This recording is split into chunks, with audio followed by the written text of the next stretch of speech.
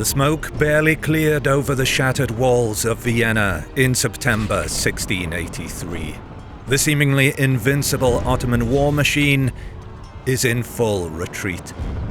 They are fleeing the combined efforts of the Great Holy League and the battering ram of the Winged Hussars, following a seismic battle after a devastating 2-month-long siege of the city. But though the Ottoman army is broken, it is far from destroyed. Seething with humiliation and terrified of the Sultan's wrath, Grand Vizier Kara Mustafa retreats deep into Hungary, where he rallies his fractured army, transforming a routed host into a force starved for vengeance. Polish King Jan III Sobieski and the Holy League, intoxicated by their monumental triumph, make a fateful decision. Rather than hold their defensive line, they will hunt the Ottomans down and shatter their grip on Eastern Europe forever. Sobieski, flush with the glory of his winged hussars, advances rapidly ahead of the slower imperial infantry. But overconfidence is a deadly poison. Marching eagerly toward the fortress of Parkani, the Polish vanguard believes they are chasing a terrified, fleeing enemy.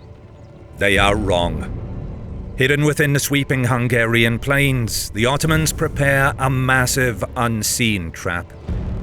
The stakes cannot be higher. If Sobieski's isolated cavalry gets ambushed and annihilated, the miracle of Vienna will be instantly undone, and the gateway to Europe will be ripped wide open once again. The hunter is about to become the hunted. Whether you're binging historical documentaries on YouTube, scrolling social media, or logging onto sketchy cafe Wi-Fi, your digital footprint is constantly exposed to ISPs, snoops, and cybercriminals. Without even knowing it, every day you run into dubious websites that claim to be safe, or you're hit with region locks when trying to read an article.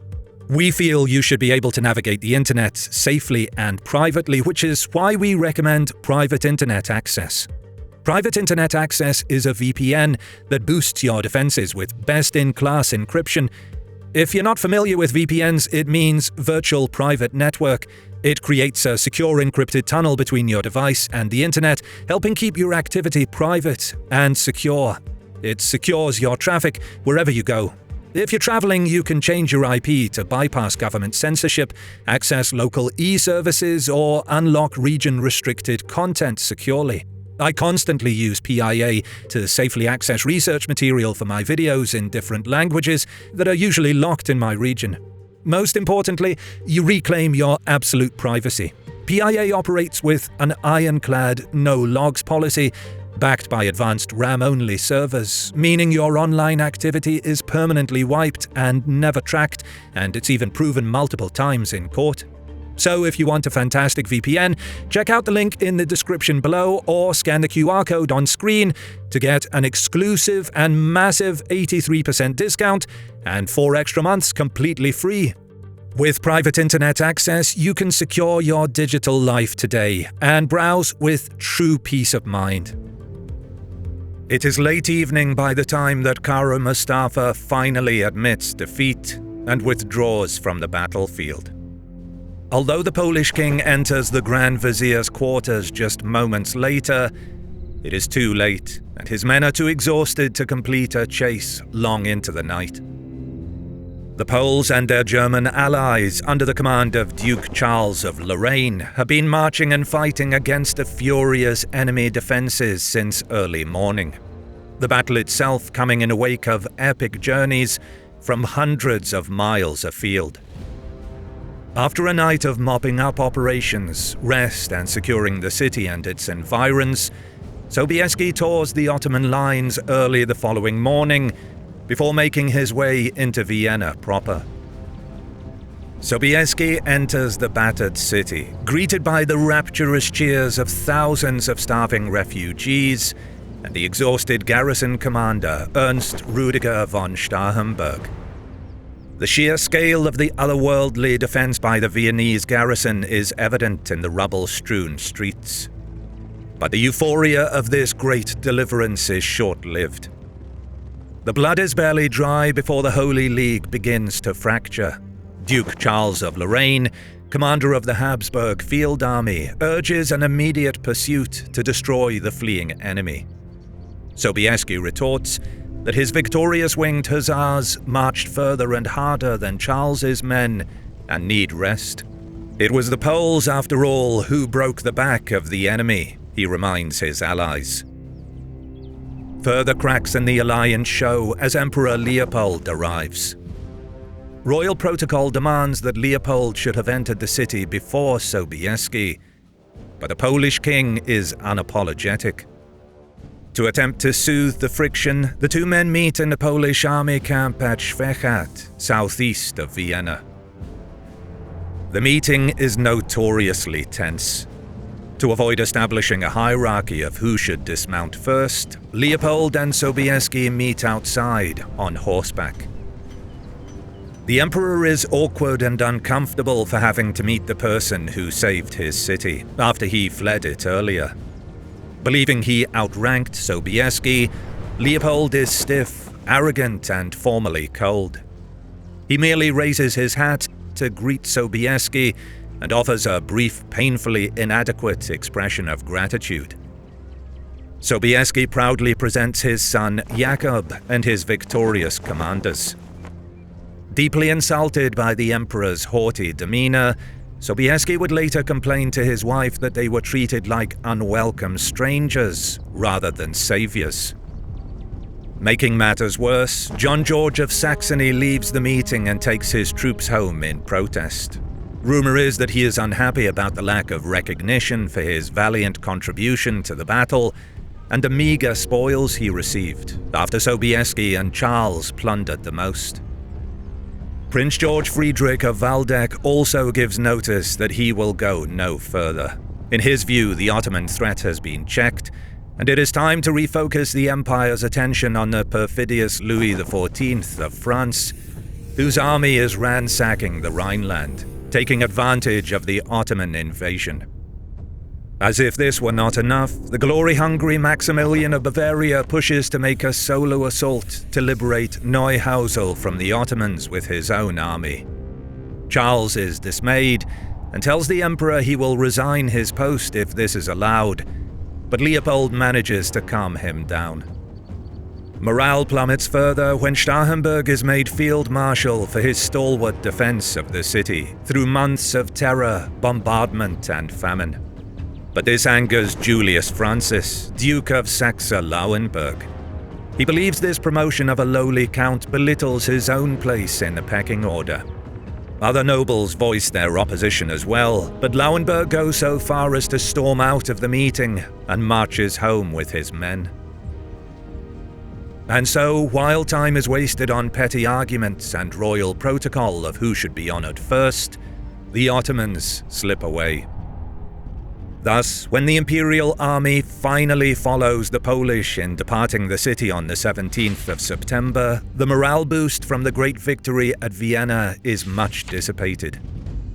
In their reduced numbers, there are now perhaps 8,000 to 10,000 Poles, followed by between 16,000 to 17,000 German imperial troops. As they advance, they encounter a land utterly devastated by pillage. Sobieski writes to his wife to tell her the land resembles an Arabian desert. Deep in the Hungarian countryside, the Ottoman retreat was initially panicked and slipshod, but Kara Mustafa acts with the ruthlessness of a cornered beast. Though severely wounded after losing his right eye during the fighting, he violently reasserts control. To halt the panic in his ranks, he turns his wrath inward. He executes Ibrahim Pasha, the governor of Buda, who is also the Sultan's own brother-in-law. He was the foremost critic of the strategy to attack Vienna. Preventing him from recounting his version of the events to the Sultan was of utmost importance for the Grand Vizier. Next, Mustafa reforges an elite rear guard of 18,000 men and places them under the command of Kara Mehmed Pasha at Parkani. The Grand Vizier then turns his focus on self-preservation, political survival, and stabilizing the crumbling Ottoman front in Hungary. He leads the bulk of the surviving field army towards the stronghold of Buda to regroup. Meanwhile, Sobieski and Charles decide to bypass Neuhäusel, Maximilian of Bavaria's preferred target. Neuhäusel is of immense strategic and administrative significance to the Ottoman Empire. It is heavily fortified and serves as the regional capital, a vital anchor for Ottoman authority and operations in Upper Hungary. But Sobieski and Charles set their sights on Parkani. Located on the north bank of the Danube, Parkani serves as the vital bulwark for the pontoon bridge crossing over to the stronghold of Esztergom on the southern bank. Taking this position would sever Ottoman supply lines between Buda and Neuhäusel and choke the remaining Ottoman garrisons in Upper Hungary. Sobieski and Charles realize that if they don't take Parkani, the Ottoman war machine will lick its wounds, rebuild, and return with a vengeance. Parkani is the proverbial head of the serpent. The cold autumn rain of October 1683 turns the sweeping plains into a treacherous mire. The Polish force rides ahead of the rest of the Allied column. Believing that he is chasing a broken, terrified mob of fleeing Ottomans, Sobieski doesn't wait for the German infantry to catch up. Instead, he takes about half his men, about 5,000 cavalry, and rides towards the Parkani crossing. But Mehmed is a cunning and brutal commander, and he has no intention of fleeing. Instead, he meticulously hides his cavalry force within the undulating terrain and thick woods surrounding Parkani, watching the Polish vanguard stretch itself thin. As Sobieski's vanguard carelessly approaches Parkani, the trap is sprung. A tidal wave of thousands of seasoned Ottoman Sipahi cavalry pour from concealed positions, screaming war cries that shake the confidence of the Polish ranks. Ottoman reinforcements rush across the bridge from Esztergom to aid their comrades. It quickly becomes clear that Mehmed anticipated the arrival of the Holy League and is well prepared. The Polish dragoons, caught out of position, are slaughtered before they can form a cohesive firing line. The vaunted winged hussars, the heroes of Vienna, are swarmed in the chaotic melee. Denied the space for their devastating charge, they are dragged from their saddles and cut down in the mud. Sobieski roars commands over the din of battle and begins to disengage. But suddenly, the king himself is utterly exposed. Two Ottoman cavalrymen burst through the collapsing line, their blades aimed at the monarch. The savior of Europe is inches away from having his head paraded on a Turkish pike. Then, an unknown Polish writer throws himself between the king and his attackers, taking the fatal blows and buying Sobieski a fraction of a second.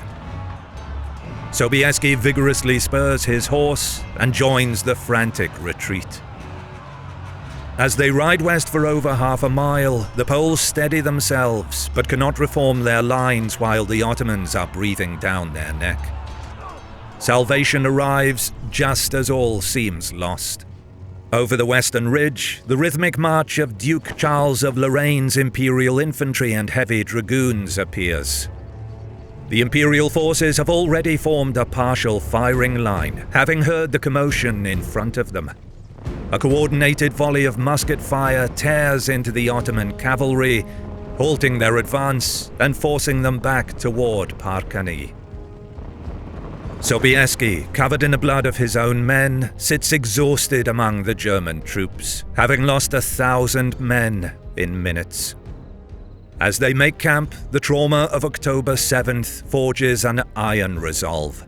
Sobieski vows to wash away the humiliation in Ottoman blood. He and Charles agree. No more rushing, no more divided forces. Tomorrow, the Holy League will march as one. Across the battlefield, Kara Mehmed Pasha is equally intoxicated by his success. Having routed the victors of Vienna, he believes Allah has delivered the infidels into his hands. Instead of pulling back across the river, he ferries more men onto the north bank, swelling his force to 18,000. He decides to fight a pitched battle with his back to the deep waters of the Danube. The Ottoman left wing is anchored to Parkani and its defences, while the right is protected amidst trees on an easily defendable rise. Imre Tokali with his Magyars, as well as the Tatars, are positioned in the back. The Holy League meanwhile deploys around 26,000 troops in 3 lines. 4,500 Imperial horsemen under Lieutenant Field Marshal Johann Heinrich von Dunewald are mixed with a strong detachment of Poles on the left under Stanisław Jabłonowski. A similar number of Poles under Sobieski are placed alongside another 4,500 Imperial riders on the right, commanded by the Margrave of Baden-Baden, Ludwig Wilhelm. Starhemberg commands the central infantry lines, 7,500 men. The German infantry hastily dig trenches, plant chevaux de frise anti-personnel defences. Perhaps most potently, they roll deadly artillery pieces towards their placements, but these won't be in position until sometime the next day. Charles of Lorraine holds an overall command role. The Imperials and Poles are confident that with the reorganization and full emplacement of their forces, they will continue the task begun at Vienna. But on the morning of October 9th, the earth trembles. The men of the Holy League are surprised when the Ottomans decline to play the part of passive defenders. Instead, Kara Mehmed Pasha launches a furious preemptive strike against the Imperial left wing, hoping to shatter the German lines before they can deploy their artillery. As the Ottoman cavalry charges, fully 2,000 of their number make directly for Jabłonowski's position on the Holy League's left. The sight of the onrushing cavalry is daunting to the Poles, but the men on the lines are not untried novices. By now, some of the guns are in place, and when the Toprakli riders come into range, the cannon and musket fire rakes their line. Scores fall before they make contact with the enemy.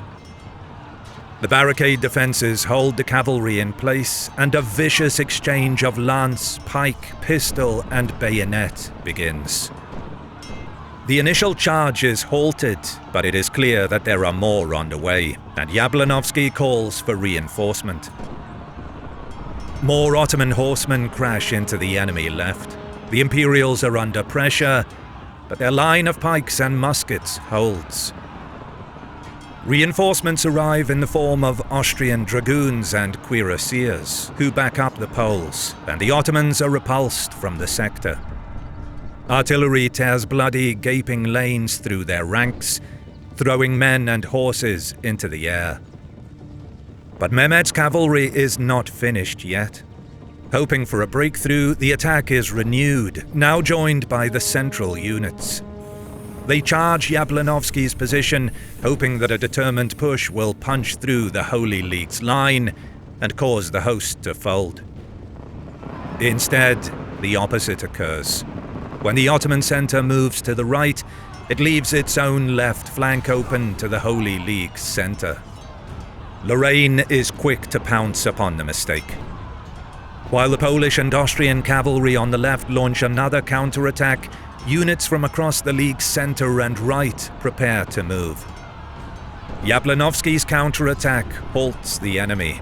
The Ottoman attack falters. Seeing the enemy lose momentum, Charles of Lorraine orders a general advance. The Holy League's left wing pushes forward, but cannot break the stubborn Ottomans. However, the Allied centre and right are closing in. Now it is Sobieski's turn. The king unleashes his heavy cavalry. The Hussars, burning with the shame of defeat suffered 2 days earlier, strike the Ottoman left flank. The impact is apocalyptic. The Ottoman lines instantly buckle and snap under the unbridled fury of the Polish charge.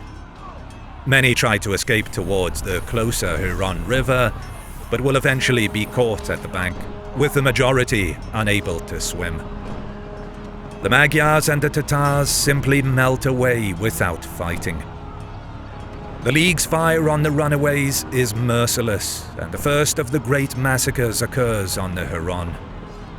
At the same time, the Janissaries amidst the Parkani gardens try to hold their line, but the combination of their own fleeing mounted companies, along with the now surging Imperials and Poles, renders this an impossible task.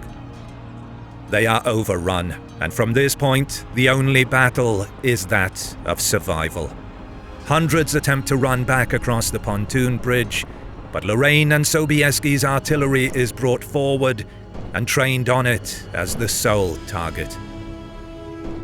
The exploding missiles and musket balls exacerbate the confusion. The bridge inevitably gives way to collapse, and scores drown in the aftermath. Yet more die trying to hold the saddle pommels of their horses.